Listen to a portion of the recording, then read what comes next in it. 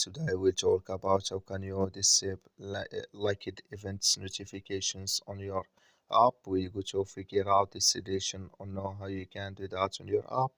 So you just follow these ways, then it's going to work with you. All you have to do, you just go down here, you click on this sign down here, just click on it. So then it's going to take you to your profile. It's going to show for you like this here. Then all you have to do next, you just go down here, then you click here on settings here, you just click on it. So then you come to next step here, it's going to show for you like this. Click here on push notifications.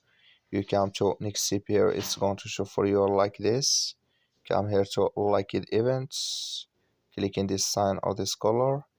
So like you see color, it's gone. That's mean here liked events disable with us now. That's all you have to do. Thank you for watching. Don't forget to support us by liking and subscribe.